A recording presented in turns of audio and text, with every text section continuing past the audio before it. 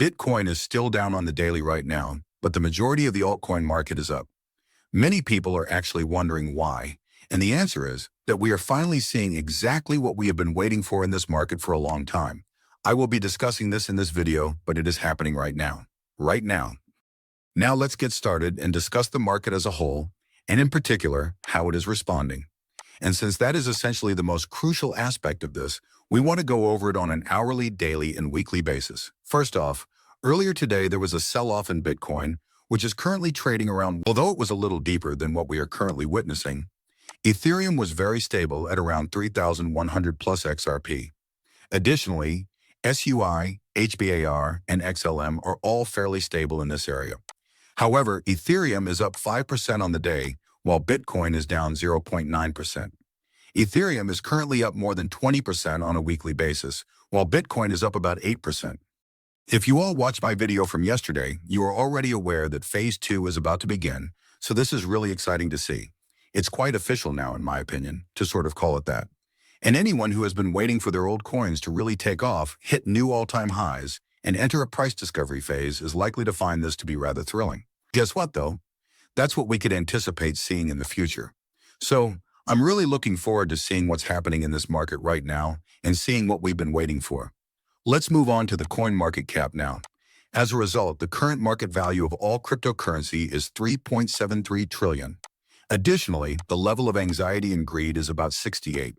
Season 36 out of 100 for Altcoin. This keeps getting better.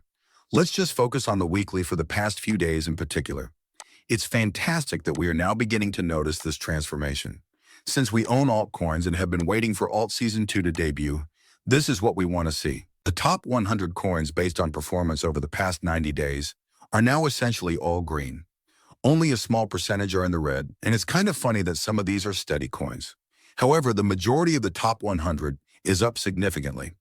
Aside from this, Bitcoin hardly moved, falling 6.2% over the course of the 24-hour period if we return to the list of cryptocurrencies and went back to the top 24 hours. The rest of the market is also looking fantastic, and older coins are still pushing even higher curves. For instance, ENS Ethereum naming service is up 13 points. The past 7 days have looked like this. We're just sort of moving outside of this range, you know. XRP on a daily basis today. To be sure, CoinMarketCap isn't broken. Let me reload it. This is the everyday. For the most part, rather stable. We began to really kind of break out in a big manner last month. XLM is no different. Here on the daily, we're just waiting for the next big wave, so we're kind of stable. Even the final 7 days of that breakout were somewhat dull for SUI. Additionally, HBR is currently in operation. Simply put, dull. Little downturn. Before the next big shift, there will be some consolidation. Before I go any further, I would want to briefly inform everyone that I have formally partnered with iTrust Capital. The description that follows will include a link to their platform.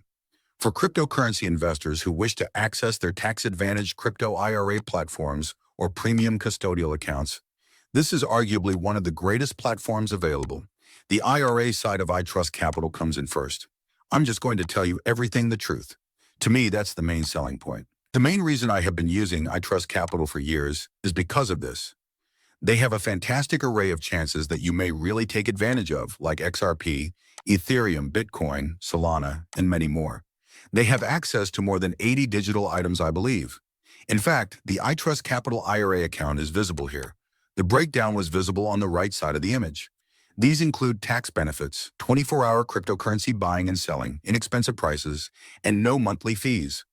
Additionally, when you sign up using my promo code in Cash7, you will receive 100. I have complete faith in this platform. I have personally used it.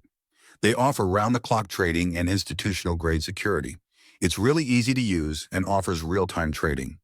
Low and clear fees, self-directed control, and prospects for staking and yield.